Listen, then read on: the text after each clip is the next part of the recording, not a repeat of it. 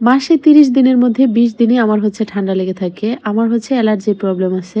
এদিকে আমাদের বাসার মোটামুটি সবারই হচ্ছে জ্বর আসছিল। আলহামদুলিল্লাহ এখন আগের চাইতে অনেকটাই সুস্থ আছি। হ্যালো এভরিওয়ান, আসসালামু আলাইকুম। কেমন আছেন সবাই?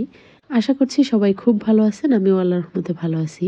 যদিও অনেক অ্যালার্জি তারপরেও প্রতিদিন ইলিশ মাছ, গরুর মাংস এগুলোই খাচ্ছি। আজকে রান্না করলাম ঢেঁড়স দিয়ে, ডাল দিয়ে, সাথে দিয়ে দিলাম কাঁচা আম আর অল্প একটু বোম্বাই মরিচ। যাই হোক, এদিকে হচ্ছে ইফতার রেডি করে নিয়েছি। রোজা আসার পরে এখন হচ্ছে আর কিছু করতে ভালো লাগে না। যদিও আটা সকালবেলা সেদ্ধ করে রুটি বানিয়ে দিয়েছিলাম আয়ানকে। আমি একটু বেশি করে আটা সেদ্ধ করে নিয়েছিলাম, কারণ প্রতিদিন রুটি বানাতে ভালো লাগে না। সকালের নাস্তায় আয়ান একটার বেশি রুটি খেতে চায় না, আর একটা একটা করে বানাতে কিন্তু বেশ ঝামেলা। এজন্য ভাবলাম যে বেশ কয়েকটা বানিয়ে রাখি, অনেক দিন চলে যাবে। আগে আমি ৭-৮ দিনের রুটি বানিয়ে ডিপ ফ্রিজে সংরক্ষণ করে রেখে দিতাম। যেদিন ঘুম থেকে উঠতে লেট হয়ে যেত, এই রুটি দিয়ে সাথে একটা ডিম পোস্ট করে দিয়ে দিতাম। যদিও সাথে সাথে বানালে ওটা খেতে ভালো লাগে বেশি, তারপরেও নিরুপায়, মাঝে মধ্যে কিছু করার থাকে না।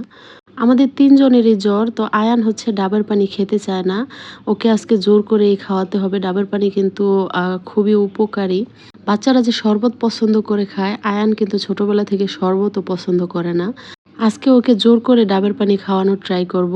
তো ডাবের মধ্যে কিন্তু মাশাআল্লাহ ভালোই পানি হয়েছে। আর ডাবের পানিটা এত মিষ্টি ছিল। একেবারে কচি ডাবের পানি খেতে আমার কাছে একদমই ভালো লাগে না।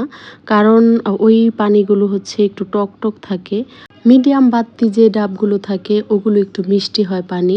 ডাবের ভেতরে যে পাতলা নরম নারকেলগুলো হয় ওগুলো খেতে আমার খুব ভালো লাগে। তো আমি হচ্ছে ডাবের পানিটা ছেঁকে দিলাম। ডাব, নারিকেল এগুলো আমার খুবই পছন্দ। তো ছোটবেলায় আমাদের গাছ থেকে আমি নিজে পেড়েই খেতাম। এখনো মাঝে মধ্যে মন চায় বাড়িতে গেলে নিজে গাছে উঠে ডাব পেড়ে খাই। তো ওই সাহস এখন আর হয় না। চেষ্টা করলেও হয়তো আর উঠতে পারবো না। তো যাই হোক, আজকের ভিডিওটি আপনাদের কাছে কেমন লাগলো অবশ্যই কমেন্ট করে জানাবেন।